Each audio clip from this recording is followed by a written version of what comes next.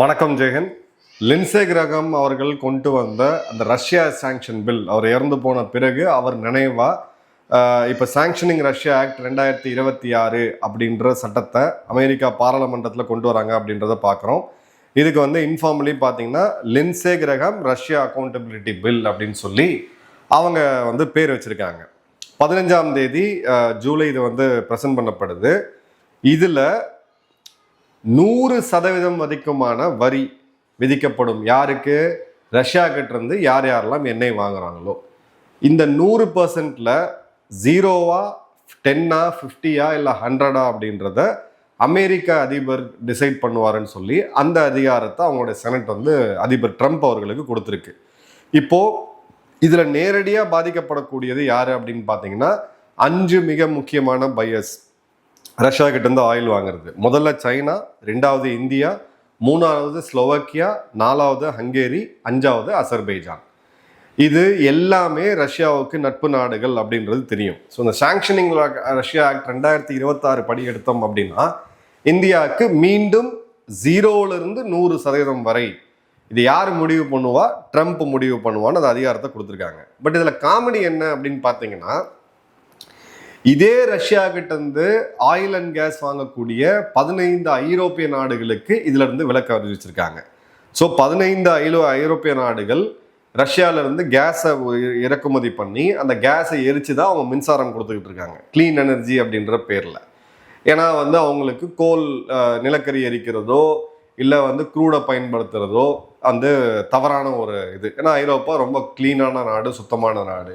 அணுசக்தியில பயன்படுத்த ஐயோ அணுசக்தியெல்லாம் நாங்கள் பயன்படுத்த மாட்டோம், நாங்கள் அதில் ரொம்ப மாறி வந்துட்டோம்ட்டு ஒரு கூடங்குளம் பிரச்சனையெல்லாம் பீக்கில் போயிட்டு இருக்கும்போது இங்கே இருக்கக்கூடிய ஒரு அரசியல்வாதி அப்படியே மைக்கை பிடிச்சிக்கிட்டு வீரவசனம் பேசினார். ஐரோப்பா முழுக்க பாருங்க அணுசக்தி எடுத்துட்டாங்க, நாம தான் அணுசக்தி எடுத்துக்கிட்டு இருக்கோம்ட்டு. இப்போ அவங்க அணுசக்தி வேணும், இந்தியாட்ட நம்ம கற்றுக்கணும் அப்படின்னு சொல்லி பேசிக்கிட்டு இருக்காங்க. ஸோ உள்ளூர் அரசியல்வாதிகள் குளோபல் பாலிட்டிக்ஸை சம்மந்தமே இல்லாமல் மக்கள்கிட்ட உணர்ச்சி வசப்பட்டு பேசும் பொழுது அது என்ன மாதிரியான தாக்கத்தை கொடுக்கும் அப்படின்றத பார்க்கணும்.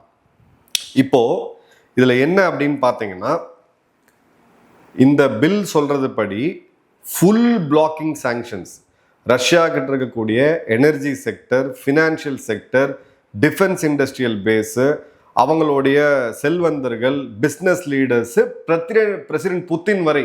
இப்போ புத்தின் ஒரு இன்னொரு நாட்டுக்கு கொடுக்குறாருன்னு வச்சுக்கோங்க. இப்போ இங்கே இந்தியாவுக்கு வராரு, பார்த்துட்டு யாருக்கோ ஒருத்தருக்கு பிடிச்சிருக்கு அப்படின்னு சொல்லி ஒரு $1,00,000 இல்லை ரூபலோ கொடுத்தா கூட அது மேலேயும் அந்த தனிநபர் மேலேயும் சாங்ஷன் வரும்ன்ற அளவுக்கு இதை டைட்டாக எடுத்துகிட்டு போகிறாங்க.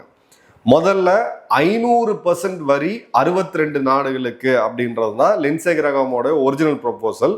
இப்போ அவர் இறந்த பிறகு இதை கம்மி பண்ணி 100% வரை வரி விதிக்கலாம். இதுல 15 நாடுகளுக்கு அப்படின்னு சொல்லிருக்காங்க. அதுல இந்தியா 2வது நிக்குது, சைனா ஃபர்ஸ்ட் நிக்குது. இது பாத்தீங்க அப்படின்னா இன்னொரு முக்கியமான ஒரு பாயிண்ட்டுமே இருக்கு.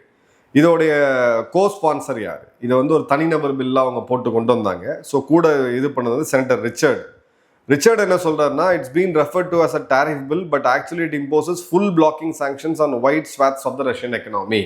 இது ஒரு வரி விதிக்கக்கூடிய சட்டம் கிடையாது, எல்லாருமே அப்படிதான் நினைச்சுக்கிட்டு இருக்கீங்க. ரஷ்யாவை கம்ப்ளீட்டா பிளாக் பண்றதுக்கான ஒரு மிக முக்கியமான ஆயுதம் அப்படின்னு சொல்லியிருக்காங்க. ஆனா கூடவே பிரசிடென்ஷியல் வெய்வல் அத்தாரிட்டி, இப்போ இந்தியாவுக்கு 100ஆ 50ஆ 0வா அப்படின்னு பார்த்தீங்கன்னா அதை பிரசிடென்ட் ட்ரம்ப் முடிவு பண்ணலாம் அப்படின்றதையும் கொடுக்குறாங்க. இந்த பில்லுக்கு இது இன்னும் சட்டமாக வரல. இது சட்ட மசோதா தாக்கல் செய்யப்பட்டிருக்கு. நிறைய ஊடகங்கள் இது சட்டமாக கொடுத்துட்டாங்க, இந்தியா அவ்வளோதான் சொல்லி நியூஸ் பப்ளிஷ் பண்ணிட்டு இருக்காங்க. கிடையாது, ட்ரம்ப் இதை இன்ஃபார்மலாக பேக் பண்ணுறாரு. இது பார்த்தீங்க அப்படின்னா ஆகஸ்ட் மாதம் இறுதிக்குள்ள இந்த மசோதா தாக்கல் செய்யப்பட்டு ஓட்டிங்க்கு வரும். அந்த இடத்துல செனட்டோட ஓட்டு ஃபுல்லாக கிடைச்சா மட்டும்தான் இந்த பில் அப்படின்றது வரும். பட் செனட்ல அவங்களுக்கு மெஜாரிட்டி கிடைக்கிறதுக்கான வாய்ப்பு நம்ம இல்லைன்னு சொல்ல முடியாது. இப்போ இந்த இடத்துல ஆகஸ்ட் 2025 ட்ரம்ப் ஒரு 25% வரியை இந்தியா மீது விதிக்கிறார். எதுக்கு? ரஷ்யா கிட்ட இருந்து நீங்கள் ஆயில் வாங்கினீங்கன்னு சொல்லிட்டு. அந்த பிரச்சனை பீக்ல போய் ஒருத்தர் கண்ணாவனன் வசைப்பாடி, குறிப்பாக ட்ரம்ப்பே நேரடியாக இந்தியாவை தரக்குறைவாக பேசினலாம் இந்த சம்பவம்லாம் பார்த்தோம். பிறகு பிப்ரவரி மாதம் அமெரிக்கா இந்தியாவுடைய ட்ரேட் டீல் அறிவிக்கப்படுது. அந்த 25% சர்சார்ஜை எடுத்துடுறாங்க. ஏற்கனவே இருந்த 25% வரியை 18% ஆக்குறாங்க. அப்போ ட்ரம்ப் என்ன சொன்னார்னா, இந்தியா ரஷ்யா கிட்ட ஆயில் வாங்காது, அதனால இந்த 25% எடுத்துருவோம்ட்டு. ஆனால் அதில் காமெடி என்னன்னு பார்த்தீங்கன்னா, பிப்ரவரிலேருந்து இப்போ வரைக்கும் நம்ம வந்து இந்தியா ரஷ்யாட்ட இருந்து ஆயில் வாங்கிட்டு தான் இருக்கு. குறிப்பாக இந்த மாதம் நம்ம இருக்கிறதுலே அதிகமான ரஷ்யன் ஆயிலை நம்ம வாங்கிட்டு இருக்கோம். பிறகு அதே மாதம் பிப்ரவரியில் லேர்னிங் ரிசோர்சஸ் இன்கார்பரேஷன் அப்படின்ற அமெரிக்க நிறுவனத்துக்கும் ட்ரம்புக்கும் நடந்த அந்த கேஸ் அவங்களோட சுப்ரீம் கோர்ட்டில் கிளியர் கட்டாக ஒரு ஜட்மெண்ட்டை கொடுக்குறாங்க. அது என்ன அப்படின்னு பார்த்தீங்கன்னா, IEEPAன்னு சொல்லக்கூடிய இந்த எமர்ஜென்சி சட்டம், எக்கனாமிக் எமர்ஜென்சி அப்படின்றது அதிபருக்கு இந்த மாதிரியான வரி விதிக்கிறதுக்கே அதிகாரம் இல்லை அப்படின்னு சொல்லி 9 ஜட்ஜுகள் நீதியரசர்கள் கொண்ட அந்த அமர்வில் 6 ஜட்ஜுகள் பிரசிடென்ட்டுக்கு அதிகாரமே இல்லை அப்படின்னு சொல்லி தீர்ப்பு கொடுத்து அந்த தீர்ப்பை வந்து நிறைவேற்றுறாங்க. ஸோ அதிபருக்கு இஷ்டத்துக்கு வில்லை அப்படின்ற போது இவங்க என்ன பண்ணுறாங்க, சட்ட ரூட் எடுக்கிறாங்க. இதை நம்ம அன்னைக்கே ப்ரெடிக்ட் பண்ணோம். இந்த சட்டத்தை வந்து உட்காந்து என்ன பண்ணலாம் அப்படின்றதெல்லாம் பிளான் பண்ணி பண்ணது லிண்ட்சே கிரஹாம். இப்போ லிண்ட்சே கிரஹாம் இறந்து போயிட்டார். அதை பற்றி நம்ம ஏற்கனவே ஒரு வீடியோ போட்டோம். அமெரிக்கா தூக்குனாங்க, ரஷ்யா தூக்கிட்டாங்கன்னு சொல்லி அவங்க சொல்லிட்டு இருக்காங்க, ஈரான் தூக்குன்னு சொல்லிட்டு இருக்காங்க. தெரில அதை பற்றி நம்மளுக்கு. பட் ஒரு இது கொஸ்டின் மார்க்காக தான் இருக்கு. ஸோ மார்ச் மாதம் இருக்கக்கூடிய இந்தியாவோட இறக்குமதி டேட்டாவை எடுத்து பார்த்தோம்னா 2.6 மில்லியன் பேரல் பெர் டே நம்ம ரஷ்யன் ஆயில் இம்போர்ட் பண்ணிக்கிட்டு இருக்கோம். எவ்வளோ நம்மளோட டோட்டல் தேவையில 47%. ஸோ இது வந்து இந்தியாவுக்கு ஒரு இடத்துல ஒரு பாதிப்பை கொடுக்கும் அப்படின்றத எதிர்பார்க்கலாம். ஏன்னா அவங்களுடைய சுப்ரீம் கோர்ட் தீர்ப்புக்கு பிறகு நிறைய ரீஇம்பர்ஸ்மெண்ட் எல்லாம் அவங்க பண்ணாங்க. அந்த வரி விதிப்பெல்லாம் வந்து திரும்ப இந்திய நிறுவனங்களுக்கு கிடைச்சிருந்தது. என்னுடைய நண்பர்களே 2-3 பேர் உறுதி செஞ்சாங்க. இப்போ நம்ம வந்து பார்க்க வேண்டியது என்னன்னா, ஜியோ பொலிட்டிக்கலா ஒரு இடத்துல நம்ம பார்க்க வேண்டியது ஃபர்ஸ்ட், இது வந்து யுஎஸ் காங்கிரஸ்ல ஃபர்ஸ்ட் முறையா இந்த டாரிஃப்ன்றத ஒரு வெப்பனா பயன்படுத்துறதுக்கு அவங்க பாராளுமன்றமே ஒரு சட்டமத்தை வந்து நிறைவேற்றதா ஒரு நிகழ்வா இருக்கும். ஃபர்ஸ்ட் முறையா. இது வரைக்கும் முன்னாடி பண்ணதெல்லாமே அதிபர்கள் பண்ணதை அவங்களுடைய அதிகாரத்துல.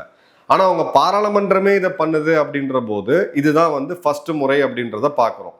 ஸோ வரக்கூடிய காலத்துல ஈரான், தென்கொரியா எந்த கான்ஃப்ளிக்ட்லையும், ஒருவேளை நாளைக்கு இந்தியா பாகிஸ்தான் யுத்தம் வருது, அமெரிக்கா பாகிஸ்தானுக்கு ஆதரவு கொடுக்கணும்னு நினைச்சாங்கன்னா இந்த ஒரு சட்ட மசோதா தாக்கல், இது சட்டமா நிறைவேற்றப்பட்டா இது வந்து ஒரு முன்னுதாரணமா அமையும். இந்தியாவுடைய கால்குலேஷன்ஸ்ல கண்டிப்பா நம்ம இதை ஃபேக்டர் பண்ண வேண்டிய அவசியம் இருக்கு. ரெண்டாவது, இந்த மேலை நாடுகள்னு சொல்லக்கூடிய சோகால் வெஸ்டர்ன் கண்ட்ரிஸ், ஐரோப்பாவுக்கு ஃப்ரீ பாஸ். ஏன்னா ஐரோப்பா கேஸ் இம்போர்ட் பண்ணால் அது தப்பு கிடையாது. ஆசிய நாடுகளுக்கு வந்து கழுத்து நெரிக்கக்கூடிய வேலை. ஆசிய நாடுகள் எது? 2 முக்கியமாக, சைனா மற்றும் இந்தியா.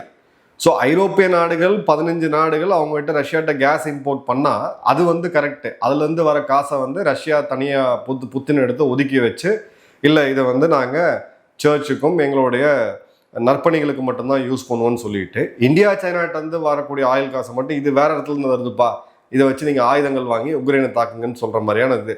ஸோ இவங்களுடைய ரூல்ஸு இவங்க வைக்கிறது எல்லாமே இங்கே வந்து கிளியர் கட்டான ஒரு வயசு. ஆசியா வஞ்சிக்கப்படுது, ஐரோப்பாக்கு இவங்க தூக்கி கொடுத்துட்டு இருக்காங்க அப்படின்றத பார்க்குறோம். அதே மாதிரி பார்த்தீங்க அப்படின்னா இந்தியாவுடைய ஸ்ட்ராட்டஜிக் ஆட்டோனாமி இது மீண்டும் கொஸ்டின்ஸ்க்கு வருது.